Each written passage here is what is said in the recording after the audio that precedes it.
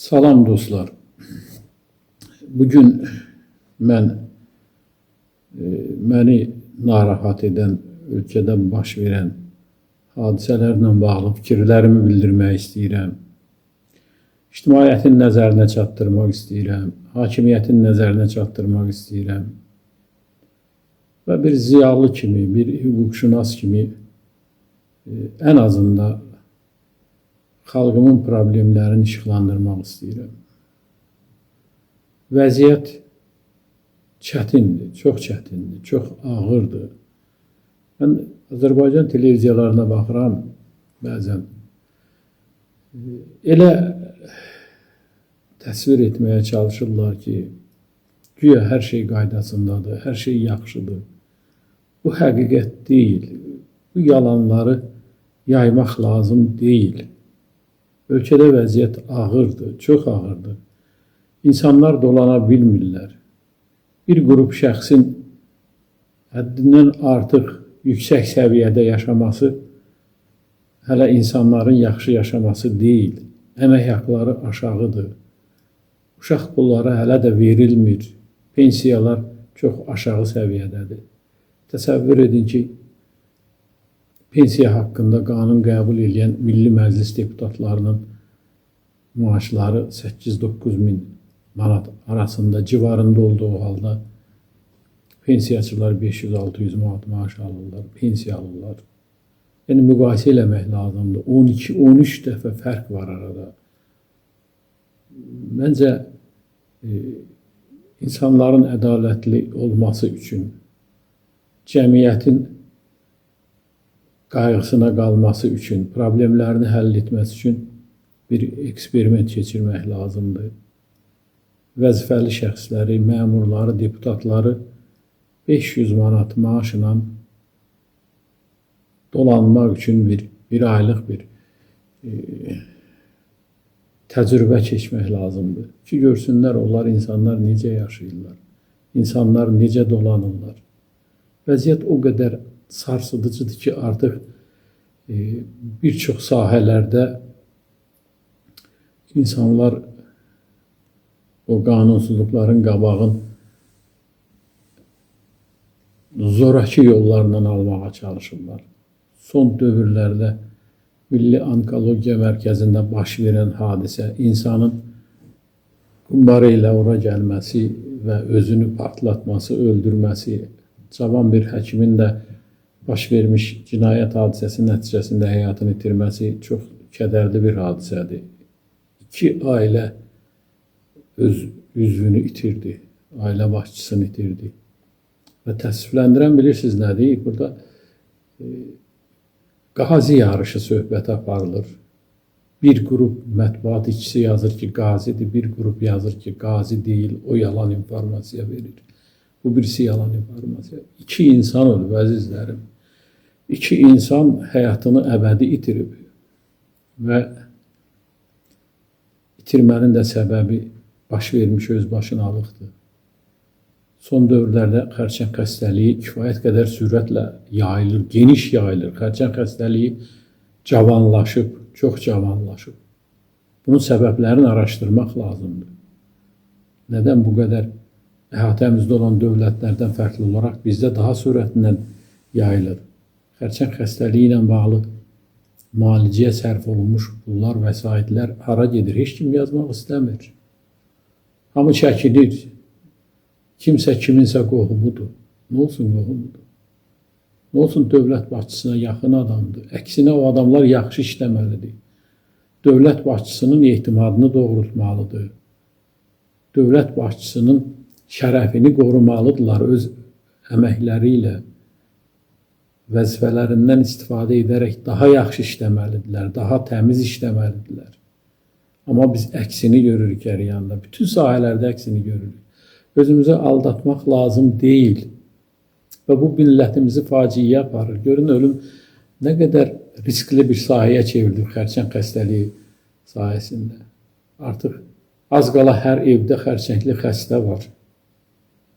Həkimlərimiz bir tədbir görməlidirlər, bir çıxış yolu axtarmalıdırlar.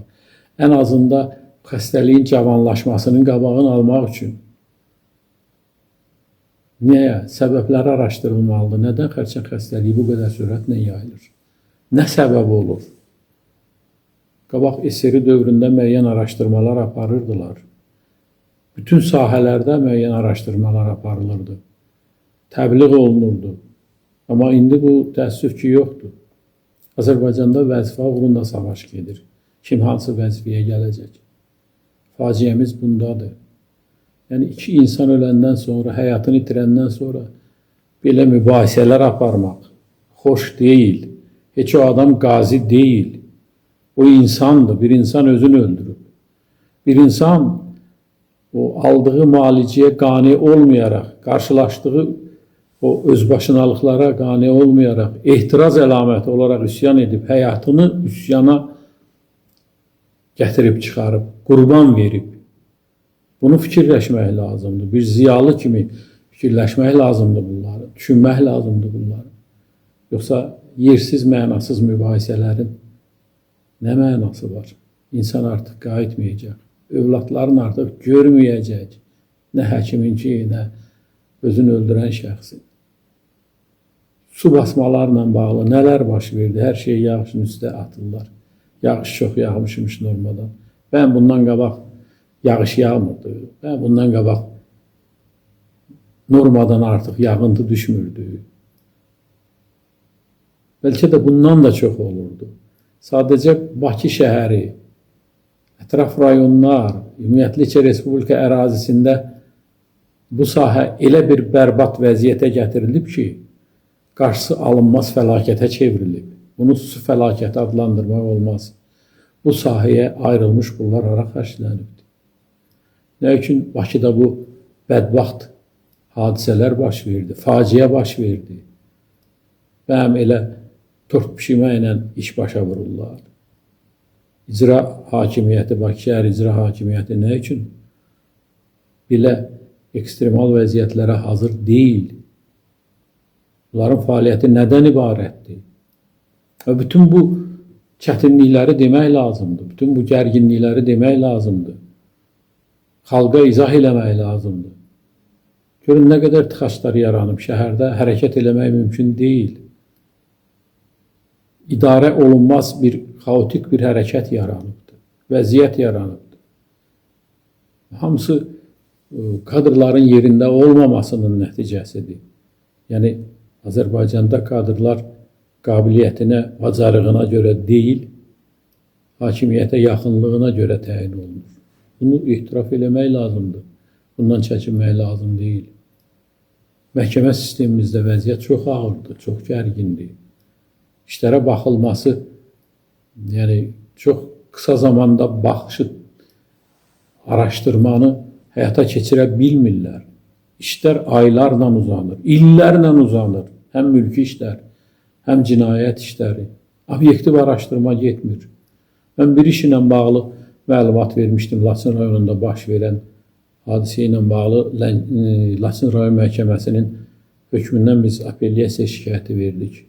Ümid edirdik ki, Şirvan apellyasiya məhkəməsində bu iş obyektiv baxılacaq və ilkin məhkəmə prosesi, hazırlıq və sonraki iclas demək olar ki, qanuna uyğun bir şəkildə həyata keçirildi. Obyektiv yanaşma müşahidə etdik.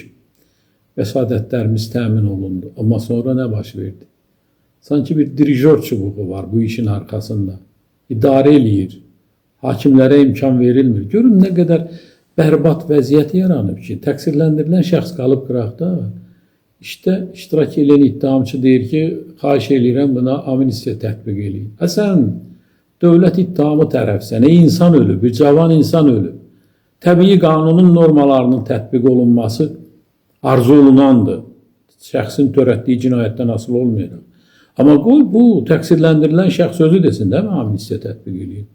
Hələ heç çıxış eləməmiş, fikir deməmiş, bəri başdan dövlət ittihamı müdafiə edən şəxs xahiş edir ki, ona amnistiya tətbiq eləyin. Niyə, əzizim, niyə? Bu qanunun tələbidir, belə başa düşsək. Birinci, bəlkə o şəxs durub deyəcək ki, mən amnistiya istəmirəm. Mən amnistiya tətbiq olunmasın. Nəyin marağındasınız siz? Mən bunu bilmək istəyirəm. Nə üçün verilən vəsadətlər təmin olunmur, araşdırılmır. Orada iki məsələ araşdırılmalıdır. Aparat niyə işləməyib? Niyə o insan aparatın içində qalıb ölüb? Video görüntülər başqa şey deyir. Şahid ifadələri fərqli şeylər deyir. Video görüntü obyektiv sübut növüdür. Sən onu şübhə altına ala bilməzsən. Biz bunu istəyirik. Təəssüf ki, baxan yoxdur. Və yaxud digər bir hadisə baş verib, bir nəfər güya oğurluğa gedəndə, quldurluğa gedəndə, soyğunçuluğa gedəndə binanın üstündən yıxılıb ölüb. Uzun illərin işidir bu. Uzun müddətli davam edir. Ali məhkəmə o qərara gəlib ki, istintaqın irəli sürdüyü iddiamlar yetərli deyil. O insan güya binanın üstündən yıxılıb ölüb, çoxsaylı xəsarətləri var, güya oğurluğa gedirmiş, soyğunçuluğa gedirmiş. Yaxşı, ali məhkəmə qərara gəldi ki, bu adam oğurluğa getmirmiş, soyğunçuluğa getmirmiş. Ahı meyid ortadadır, çoxsaylı xəsarətlərlə meyid ortadadır. Gah deyirlər təpəsi üstə düşüb, başı üstə, başında bu hissələrdə xəsarət izləri var. Bunu başa düşdük. Yaxşı, bunun qol, qılça, ayaq, digər yerləri sınıq-sınıqdır. Hər iki tərəfdən sınıq-sınıqdır. Çoxsaylı sınıqlar var. Meydin birinin şəklində başında papaq var, o birində yoxdur. Labo bir filmimiz var, deyir əlində külünk, başında papaq. Gedib baxırlar ki, papaq orada, külünk orada isə it də papağı gətirir, çıxardır ortaya. Belə istintaq məhkəmə belə gülünç bir vəziyyətə düşüb. Araşdırmaq istəmirlər. Şəxs 2 dəfə baş prokurorun qəbulunda olub. Əvvəl də olub, indi də baş prokurorun qəbulunda olub. Baş prokuror sonuncu dəfə deyib ki, gələrsiniz qəbuluma, müraciət edərsiniz, sizi yenidən qəbul edəcəm. Burada araşdırılası şeylər var. İndi gedir baş prokurorun qəbuluna, buraxmırlar xanımı. Deyirlər, olmaz. Bizə tapşırılıb, biz həll edirik və bir cavab yazırlar. 2 cümlədən ibarət ki, məhkəmə qərarı nəzarəti qaydasında şikayət verə bilərsiniz. Ay əzizim, əziz prokuror, sənə şikayət edirəm, mən qərardan şikayət edirəm. Mən bilmirəm ki, məhkəmə nəzarəti qaydasında da şikayət vermək olar. Bilirəm, çox gözəl bilirəm. Amma mən istəyirəm ki, məhkəmə nəzarəti qaydasında şikayət versə, məhkəmə göstərəcək ki, o işdə olan halları araşdırın. Meydin ekskumasiyası niyə həyata keçirilir? Məhkəmə qərarı var. Yalandan yazırsınız ki, sizin əməkdaşlar yazır ki, vətəndaş razı olmayıb zərər çəkən ki, meydi qəbirdən çıxardıb ekspertizaya təqdim eləsinlər. Yalandır, ağ yalandır. Dəfələrlə müraciət eləyir bu xanım ki, mənim qardaşımı çıxarın, müayinə eləyin, görün bunun xəsarətləri nədir, nədən yetirilib? İşdəki telefon zəngləri var, araşdırın, niyə araşdırmırsınız ki? Ölüm var ortada, insan ölümü var. Başqa şeylər çıxacaq orada. Məhkəmə tutaq ki, nəzarət qaydasında verdi, məhkəmə qərarı ləğv elədi, göndərdi, araşdırın. Bəs prokurorluq nəzarəti var, prokuror nəzarəti var. Prokuror qərardan şikayət verəndə prokuror qərarı götürür, ləğv eləyir və göstəriş verir ki, o şikayətdə göstərilən hallara niyə eləmirsiniz ki? Nədir səbəb? Nəyi müdafiə edirsiniz? Mən hüquq müdafiəçisiyəm, mən vəkiləm. Təqsirləndirilən şəxsin hüquqlarını müdafiə edirəm. Mən hüququ müdafiə edirəm. Mən cinayəti müdafiə eləmirəm. Amma siz niyə fəaliyyət göstərmirsiniz ki? Niyə qərarları düzgün araşdırmırsınız? Niyə deyirsiniz ki, vətəndaş bir dəfə gəl qəbulunuza yazmırlar. Hörmətli Kamran müəllim, əziz Kamran müəllim. Nədəndir bu? Çox sayılı işlər var. Yəni, mən əsasın nəzərinizə çatdırıram. Mülki işlər də o sahədə elədir. Təsəvvür edin ki, qətnamə var. Qətnamədə o iddia olunan sökülməsi, alınması iddia olunan, müqavilənin ləğv olunması iddia olunan obyekt yoxdur. Başqa bir küçə göstərirlər. O küçədə də zavod var, fabrik yerləşir. Yaxşı, bunu qətnaməni çıxardınız. Araşdırmırsınız ki, orada obyekt orada var, yoxsa yoxdur. Məşədi vaxt deyirik, bu gəlini gətirəndə baxarlar ki, arvaddır, yoxsa kişidir. Heç olmasa buna baxın da, bunu araşdırın da. Sizi nə məcbur edir belə qərarlar qəbul eləməyə? Nə məcbur edir insanları bu qədər süründürməyə? Nə məcbur edir? Dövlət başçısı gəlib məhkəmənin, hakimin adından qərar qəbul eləməlidir, qətnamə çıxarmalıdır, prokurorun əvəzindən istintaq aparmalıdır. Hər bir vəzifəli şəxs vəzifəsindən irəli gələn öhdəlikləri yerinə yetirməlidir. Bu onun borcudur. konstitusiya borcudur. Vətəndaşlar qarşısında borcudur. İcra eləyin də bunları. Niyə icra eləmirsiniz ki? Mən ki, heç kəsi təhqir eləmirəm. Mən ki, heç kəsi aşağılamıram. Mən bu baş vermiş qanunsuzluqdan deyirəm. Mən hamınıza hörmətim var. İnsan kimi. Amma vəzifələrin yerinə yetirməyən şəxslər barəsində mən eyni sözləri deyə bilmirəm axı. Mən ağrı keçirdirəm hər dəfə vətəndaşların əzildiyin görəndə, incidildiyin görəndə, qanunlar tətbiq edilməyəndə mən ağrı keçirirəm. Nədən bugün Azərbaycan xanımları həbsdə olmalıdır? Jurnalistlərimiz nədən həbsdə olmalıdır? Kimdir bu qərarları qəbul edən? Mən başa düşə bilmirəm. Siz o xanımların həyatını məhv edirsiniz. Fikirləşirsinizmi heç bunu? Hər birimizin övladlarımız var, ailəmiz var, balalarımız var. O xanımlar ailə qurası yaşdadılar, o jurnalistlər. Niyə əzirsiniz onları? Niyə incidirsiniz onları? Niyə aşağılayırsınız onları? Nə ehtiyac var onların həbsdə qalmasında, barəsində seçilmiş qətimkan tədbirin qüvvədə saxlamanın? Nə ehtiyac var? Aynur xanım bugün sözlər yayıldı, xəbərlər ki, xərçəngdən əziyyət çəkir. Lap heç əziyyət çəkmir o xanım, xəstələnib vaxtı ilə, əməliyyat keçirib vaxtı ilə. Bu niyə həbsdə qalmalıdır? Ələsgər Məmmədli niyə həbsdə qalmalıdır? Mən başa düşə bilmirəm. Nə cinayət törədiblər onlar? Ölkəyə valyuta gətiriblər də. Ölkədən külli miqdarda valyuta çıxarmayıblar ki. Xaricdə villalar, çox saylı villalar almayıblar ki, Azərbaycan xalqının sərvətini uğurlayıb. Nə qədər davam eləyəcək bu? Ağırdır, yaşamaq ağırdır, nəfəs almaq ağırdır. Bu qanunsuzluqlar məni bir hüquqşünas kimi boğur, məni bir ziyalı kimi boğur.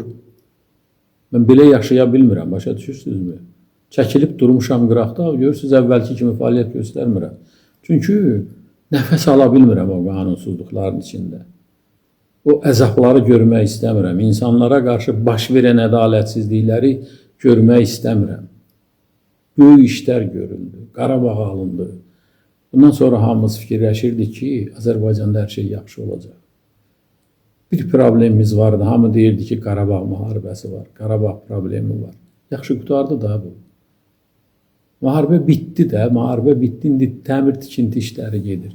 O sahəyə ümumiyyətlə toxunmaq istəmirəm. Mən artıq çirkindim o sahədən. Nələr baş verir, nə qədər pullar silinir. Mənim kəndimdə, bizim evimizdə, həyətimizdə bir mal tövləsi var idi. O rəhmətli atam tikdirmişdi mal heyvanı saxlamaq üçün orada. Geniş işıqlı, pəncərəli, daşdan. Onun şəraiti daha yaxşı idi, nəinki indi bir çox yerlərdə tikilən. Niyə eləyirsiniz bunları siz? Niyə ora ayrılmış vəsaiti dağıdırsınız? Kim sizə ixtiyar verir? Nə üçün bunlar araşdırılmır? Mətbuatda gedir ki, 189 min bir evin tikilisinə xərc qoyulur. Ekspertiza təyin eləyin, hörmətli dövlət başçısına mən müraciət edirəm. Cənab İlham Əliyev, bir komissiya yaradın, araşdırsınlar, görə 189 min manat hara sərf olunub. Mənə heç 189 min verməyin. Mən Qarabağlıyam, evim eşiyim yanıb.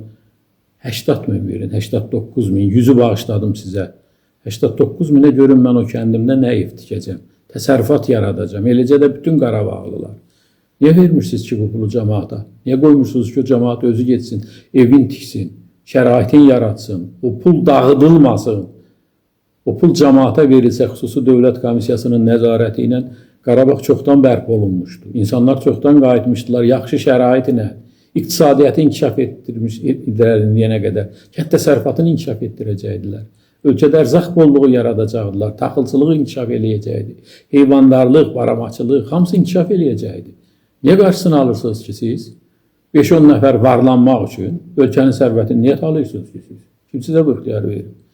Həyat əbədi deyil insan üçün, müvəqqətidir. Bu sosial şəbəkələrdə baxırsınız, rəhmətə gedənlər, ölənlər haqqında nələr yazırlar. Bir qrupa yazırlar ki, Allah rəhmət eləsin, o biri qrupa yazırlar ki, görüb elə-belə olsun. Niyə qazanasınız o pislikləri, o söyüşləri? Hamıya yaxşılıq eləyin, insanlara yaxşılıq eləyin, insanlara xidmət eləyin. Bu xalq elə bir xalqdır ki, Sən ona yaxşılıq eləsən də, eləməsən də hörmət eləyir cəmaat. Buradan deyirsən ki, vermə, bu işi belə həll edin, bu qanun budur. Gözündən yayılan kimi gedir görsən ki, oradan pul verir. Bu millət belədir. Qonaqpərvərdir. Yazıqdır bu millət. Yazıqdır bu xalq. 10 minlərlə şəhid vermişik. Əbədi canlarını itiriblər. Bir daha geri qayıtmayacaqlar onlar. Təbliğat yaxşı şeydir. Deyək ki, insanlar şəhid veriblər, şəhid olublar xalq uğrunda, vətən uğrunda. Təbliğat siz də olun. Olmursunuz ki. Yaxşı şeydir də şəhid düşmək. Vətənə xidmətdir. Siz də olun. Niyə etmədiniz ki? Niyə gedib şəhid düşmədiniz ki, deyək ki, filan kəs şəhid, Allah rəhmət eləsin. Amma başqa cür danışırsınız. Onların haqqı yeyilir. Əməyi yeyilir. Mən bunları görmək istəmirəm. Və mən sizə müraciət edirəm bir daha məmurlarımıza xüsusən. Əzizlərim, Azərbaycan xırda bir ölkədir, xırda bir məmləkətdir, hamıya qohumdur. İnsaflı olun, ədalətli olun, xalqın yanında olun. Xalq sizi onsuz da dolandıracaq, rüşvət almasanız da dolandıracaq, sair yolla dolandıracaq. Heç olmasa onlara yazığınız gəlsin. Heç olmasa evinizdə hər gün isti, keyfiyyətli yeməklər pişirəndə və yeyəndə fikirləşin ki, ac insanlar var. Aylarla, həftələrlə o isti qaynar yeməyi görməyən insanlar var. Ədalətli olun heç olmasa. Allahdan qorxun. Sağ olun.